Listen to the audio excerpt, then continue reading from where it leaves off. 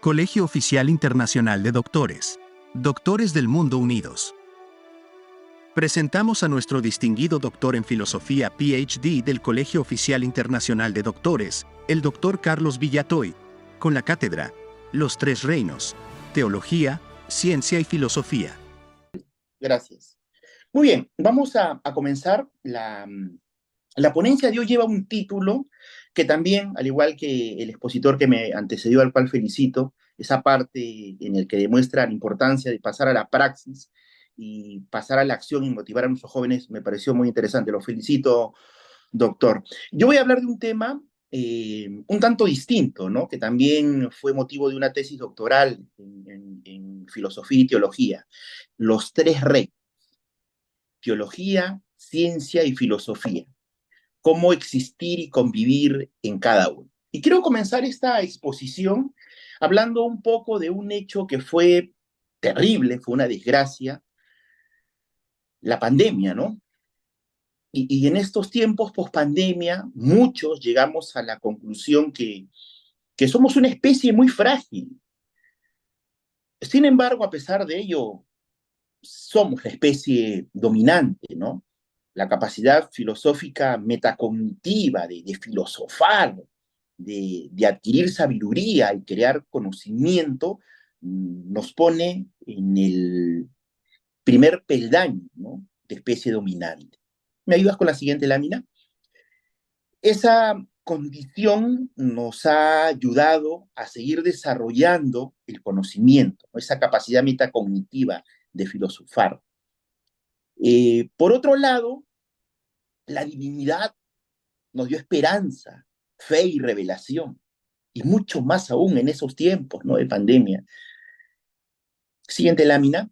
Muchos nos volvimos teólogos en razón de lidiar con esa posibilidad de la muerte, porque tuvimos que echar mano de algo que nos permita sobrellevar tan dura situación. Esa foto que ustedes ven ahí en esa lámina, los peruanos obviamente deben de reconocer a qué lugar pertenece. Para los que no son peruanos, les comento.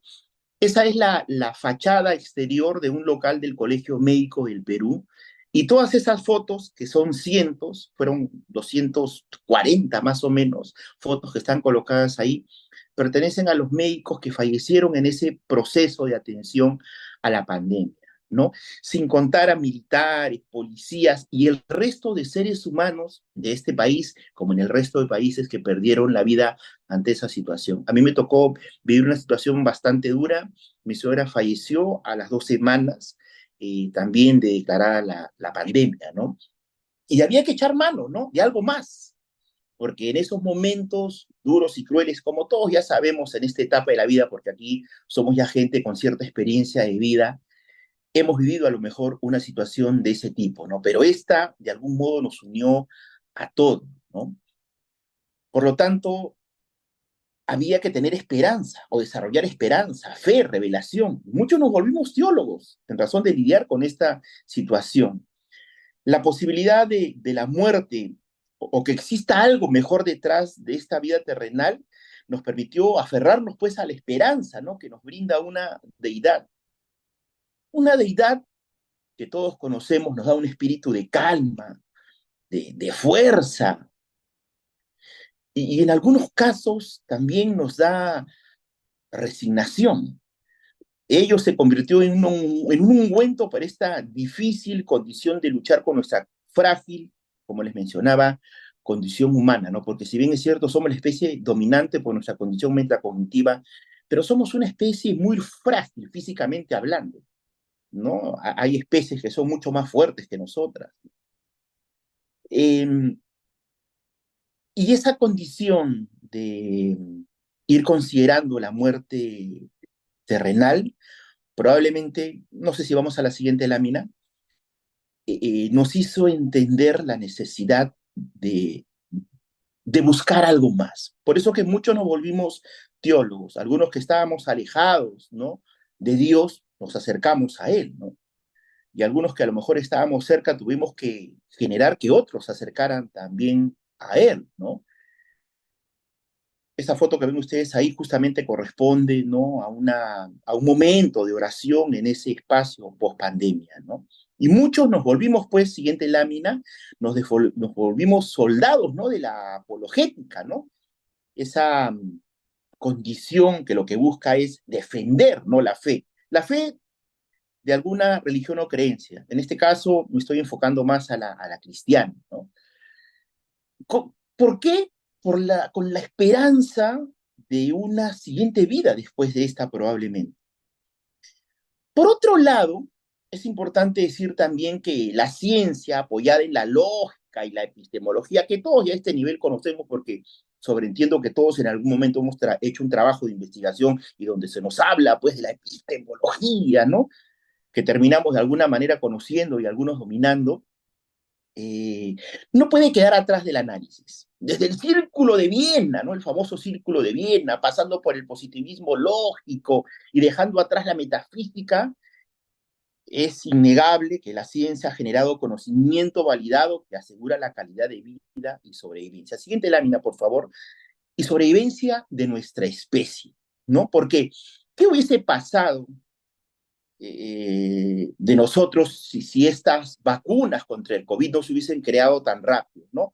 No quiero entrar en debate, algunos dicen que a lo mejor no era necesaria, a lo mejor que se demoró mucho, pero finalmente y en resumidas cuentas, continuamos en algo por la creación de la vacuna contra el COVID, ¿no?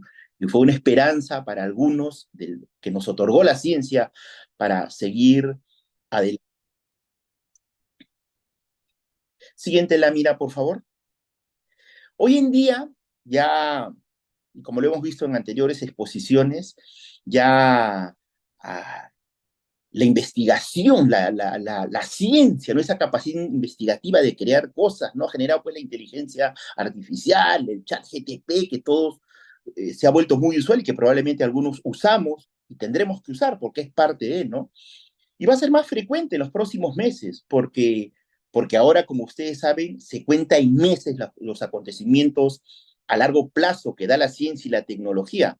Otrora, pues, se contaba en años, no en décadas, era todo más lento. Hoy en día todo va más rápido, ¿no? La ciencia da pasos agigantados. Quiero hacer una aclaración, por si acaso esta exposición no tiene ninguna dosis de chat GTP.